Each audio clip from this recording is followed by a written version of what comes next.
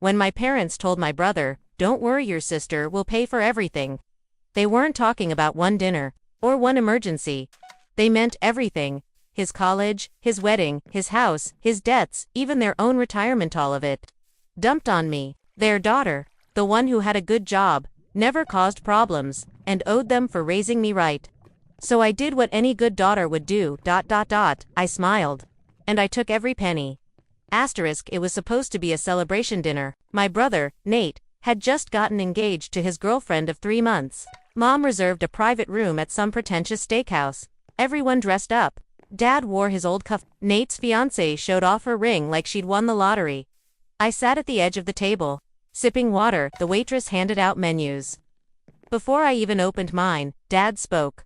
"Don't worry about the bill. Rebecca's got it." Everyone laughed like it was a joke. It wasn't. This wasn't new. I'd paid for their leaking roof, Nate's emergency root canal, Mom's cosmetic surgery, Dad's overdue tax penalty, even groceries during tight months that never seemed to end on, not because I was rich, just because I was reliable. I made decent money as a systems analyst. I budgeted, I saved. I said no to lattes and brand name jeans. Meanwhile, Nate made minimum wage at his 3rd job in 2 years and still drove a leased BMW. But Mom always said, "He's just figuring things out. You're so lucky to have it together." 2 weeks after the engagement dinner, Mom called. "We've been looking at venues." "Great," I said. "How's the budget?" "Well," she hesitated, "we were hoping you'd be able to help out." I braced myself. "Help out? How?" "Well, cover the venue. And maybe the catering. And flowers. And her dress. It's tradition for the bride's side, but since they can't afford it, Mom," I interrupted, "that's thousands of dollars." "Rebecca, don't be selfish. You make 6 figures. You're not married. No kids. What else are you spending it on?" And there it was. My hard work. My quiet sacrifices. All just evidence that I was the backup wallet. I called Nate that night. "Hey," I said, "we need to talk about the wedding." "Yeah," Mom said, "you're being weird about the money."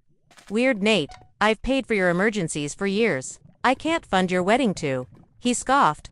"You're acting like we're strangers. You're my sister. You've always helped out. Because you never do. You spend like a maniac and expect everyone else to catch you. It's not my fault I haven't gotten lucky like you." That line hit hard. Lucky. Like my job fell from the sky. Like I didn't work 80-hour weeks for a decade. I hung up before I said something I couldn't take back.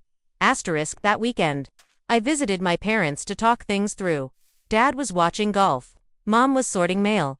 I sat down across from them and said, "I can't keep paying for Nate's life. It's draining me emotionally and financially." Mom didn't look up. "Don't be dramatic." "This isn't dramatic. I'm exhausted." Then Dad said it. The sentence that ended everything. "Rebecca, don't worry. We've already told Nate whatever he needs, you'll handle it. You always do." He said it like he was reassuring him. Not me. Not the daughter sitting right in front of him, begging to be seen. That night, I didn't cry. I didn't scream. I packed my things, went home, and sat at my kitchen table with a legal pad and a glass of wine. At the top of the page, I wrote, "They think I owe them. Fine, I'll give them exactly what they deserve." Then I made a list, of everything I'd paid for, of every loan I co-signed, of every financial string they'd tied around my neck. By the time I finished, the total was $182,694. I started small. I stopped answering urgent calls. I ignored passive-aggressive texts like, "The gas bill's high this month." Nate's card got declined again. Mom needs a refill on her meds, but the copays. I said nothing. Just silence. Then I pulled credit reports, checked every joint account, checked every bill with my name on it. What I found? They'd opened 3 lines of credit in my name. 3. I went nuclear. Froze my credit, hired a lawyer, filed reports for identity theft, sent formal notices to each company involved, closed every single shared account. Then I sent my parents a certified letter. "I know what you did. You've got 30 days to transfer full financial responsibility back to yourselves." After that, I pressed charges. No signature, no love, no heart emoji, just the truth. Mom called, crying. Left me a voicemail. "How could you do this to your own family?" Nate texted, "Wow, You're really ruining lives out here, Dad. He sent an email. 4 words. Very disappointed in you. But none of them said, we're sorry. Not once. Asterisk, they thought they had drained me. But I had only just begun. I took every penny they'd tied to my name. I reallocated it, invested it, moved it into accounts they couldn't touch. And then, I started watching their lives fall apart. Asterisk, they thought I would fold, that I'd come crawling back, that I'd say, I'm sorry. I didn't mean to overreact, but I never called. Never apologized. I let them feel what it was like to live without me, without my money, without my blind loyalty, without their financial plan B asterisk week 3 of silence. Mom caved first. She emailed me like we were pen pals. Your father isn't sleeping. He's stressed about the accounts. Please respond. IDIDN single quotes.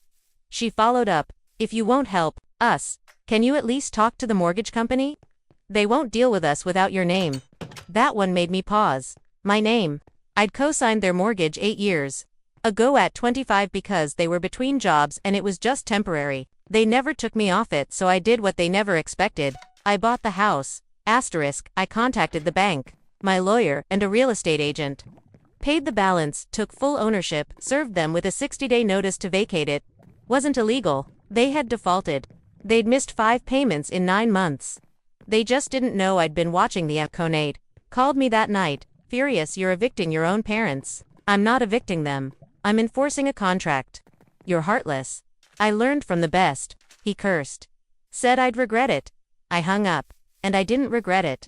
Asterisk, without the house, they scrambled. Dad moved into a 1-bedroom apartment across town. Mom moved in with her sister who didn't even like her. I didn't gloat, didn't post anything. Didn't tell anyone what I'd done.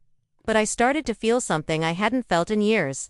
Safe. Safe from the endless reach of their needs. Safe from the guilt they weaponized. Safe from being the one who always saved the day. Asterisk, remember the BMW Nate couldn't afford. Turns out, he'd put the down payment on my credit, without my permission. I found the record during my deep dive. I called the dealership, filed a fraud claim, and had the car repossessed. It was taken from his driveway on a Wednesday morning. He posted about it online. Some people want to watch their own blood suffer. Imagine stealing a man's car. I didn't reply. I didn't need to.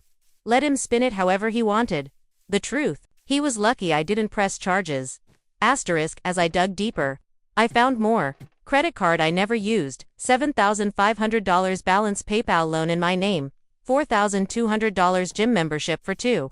Billed monthly for 3 years, Netflix, Hulu, Amazon Prime, all on my cardsteed, made a financial Frankenstein out of my name. And it was time to dismantle it. I closed every account, reported every unauthorized charge, blocked every shared login, froze every payment method connected to them. Then I got new accounts, new cards, and new passwords. My financial identity was finally mine again, clean, silent, private. Asterisk, they tried damage control. Nate's fiance messaged me, I know things are tense, but family is family. I replied with one sentence. Then tell your future husband to act like it. She blocked me. Mom left a voicemail. I can't believe how cold you've become. You used to be such a sweet girl. And that's when I realized. They didn't love me. They loved what I did for them, and now that the free ride was over, so was their affection. Asterisk, with all the leaks plugged, I finally had breathing room. No more surprise bills. No more overdraft texts. No more dinners I didn't remember agreeing to pay for. And so I started building. My emergency fund tripled. I invested in a rental property. I hired a financial advisor. I traveled for the first time in 5 years. No guilt. No checking my phone every hour. Most importantly, I started sleeping deeply. Without dread. Asterisk 3 months later, I got an anonymous message. Screenshots. Nate's wedding planner was blasting him online for bouncing checks, not paying deposits, ghosting vendors. The wedding was canceled. He blamed me. Posted a rant on Facebook. Imagine having a sister who sabotaged the happiest day of your life just because you got more love than her. People ate it up for a day. Until someone commented, she paid for your root canal, remember? Didn't she cover your rent for 2 years? Wait, isn't the Beamer hers too? His post disappeared. Asterisk out of nowhere, Dad texted, can we talk? 1 coffee. I ignored it. He tried again. No money, just words. Something told me to say yes, so I did. I agreed to meet Dad. No expectations. No hope for closure. Just curiosity. We met at a dingy diner off Route 19, the kind with plastic booths and burnt coffee. He was already there, looked smaller, older. Maybe it was the guilt. Maybe it was just age catching up to someone who'd spent a lifetime pretending it wouldn't. Asterisk, we didn't hug, didn't shake hands. Just sat across from each other, strangers in a booth that reeked of fried eggs. He ordered black coffee. I didn't order anything. Thanks for coming, he said. I said nothing. I know you don't owe me your time. Still, nothing. He looked down at the table, then slowly reached into his coat pocket. He pulled out a small beat-up notebook, the kind I remembered him using to track home repairs. He slid it across the table. Open it. Asterisk inside were pages of notes, dates, amounts, descriptions. Roof, $4,300 from Rebecca. Nate Dental, $2,200. Rebecca paid. Mom prescription, $187. From R. Nate car insurance bounced. Rebecca covered again. The list went on, and on, and on, pages and pages of everything I had paid for over the years. At the bottom of the last page was a total, $189,942. I looked up. He didn't meet my eyes. I kept track. Why? Because I knew it wasn't fair. He paused, and because I knew one day, you'd ask. Asterisk, then he said something that cracked the air between us. We planned it, Rebecca. Your mother and I stared. What? Not at first. But over time. We just expected you to pick up the slack. Nate always needed more help. You always managed. He sighed. We figured, if one of our kids had to suffer, better the one who could survive it. I felt something, cold crawl up my spine. You didn't just neglect me, I said. You assigned me to carry all of you. He nodded slowly. Yes, and we were wrong. Asterisk, then came the bombshell. The house you bought, it was never supposed to be in your name. What originally, your mother was going to put it under Nate's. She forged your signature on the cosign. She what? She thought she could keep hiding it. That you'd never know. But when you started pulling away, she panicked. Told Nate you'd come around, that you always did. He looked at me, eyes glassy. You didn't. And that scared her. I was shaking. So I've been your wallet and your cover story. Yes, he said quietly. And that's why I'm giving this to you. He pulled out a key. Safety deposit box, Lakeway Bank. It's in your name, has been for 6 years. What's in it? Your grandmother's inheritance. Asterisk, I blinked. Grandma died when I was 22, and she left something for you. I never got anything. We hid it. Silence, it was supposed to be for your grad school? Or your business, if you ever started one. $75,000. Why? Because your mother said you'd be just fine without it. He slid a document across the table, handwritten. By Grandma herself. For my granddaughter, Rebecca, the one who listens, the one who shows up. And there was the check, still uncashed, dated 6 years ago. Never voided. Asterisk, I didn't cry, didn't yell. I just stared at it, then whispered. You took my future, and handed it to the person least prepared for it. He nodded again, and it ruined all of us. Asterisk, he pushed the key toward me again. It's all yours now. Every penny. Why now? Because you're the only one left who hasn't burned the family down.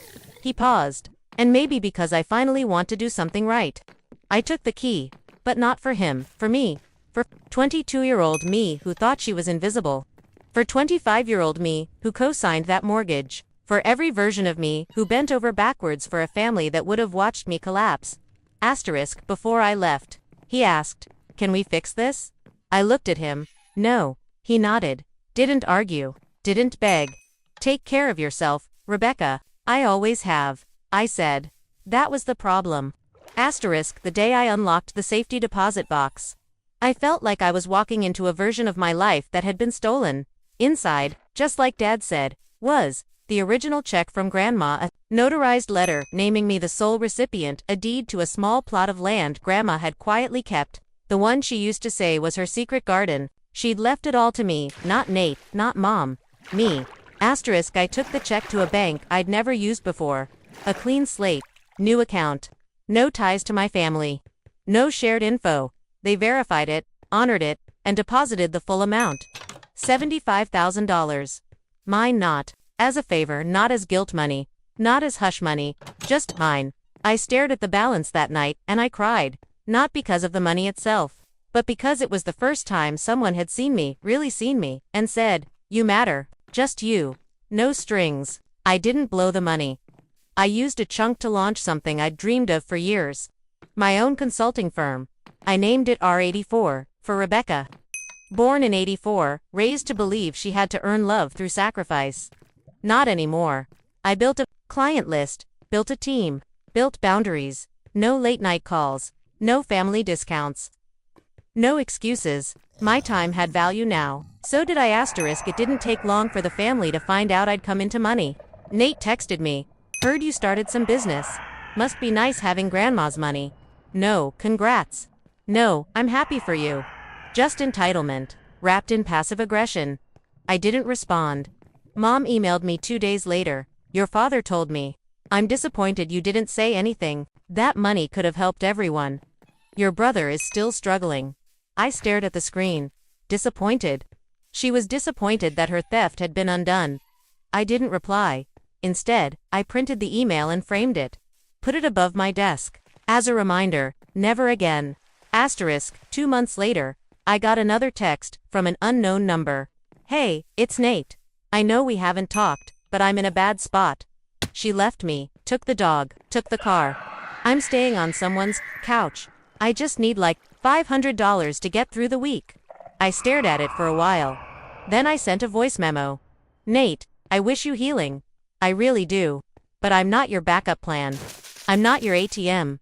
I'm not the safety net for a life you never bothered to build. This isn't revenge, it's relief. Good luck."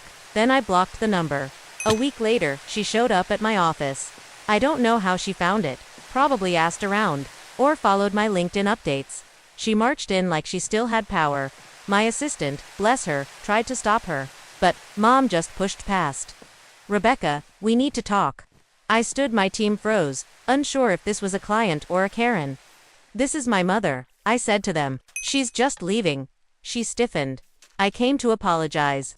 I raised a brow. "You came to control. Same as always." She stared at me like I was someone she didn't recognize. And maybe I was. Maybe she missed the version of me who would have opened her wallet and said, "How much this time?" But that girl was gone. "I know we made mistakes," she said. "But family is supposed to forgive. Forgiveness isn't the same as access." "What's that supposed to mean?" "It means I don't hate you. I just don't owe you anything." She looked like she wanted to argue. But the silence in the room, the way my team watched me, made her hesitate. For the first time ever, she backed down. She walked out without another word. I stood at the window and watched her go. No tears, no regrets, just space and peace. 6 months later, our 84 had 12 clients, 3 employees, and 1 office I owned free and clear, no cosigners, no guilt. I bought a second plot of land right next to Grandma's, turned it into a wellness retreat for women, burned out by caregiving and family debt. The first retreat sold out in 2 days. A reporter eventually interviewed me. She asked, "You've built all this from scratch. What was the turning point?" I thought for a moment. Then I said, "I stopped treating survival like success. And I started treating peace like profit." She blinked, then smiled. "That's powerful." Yeah, it was.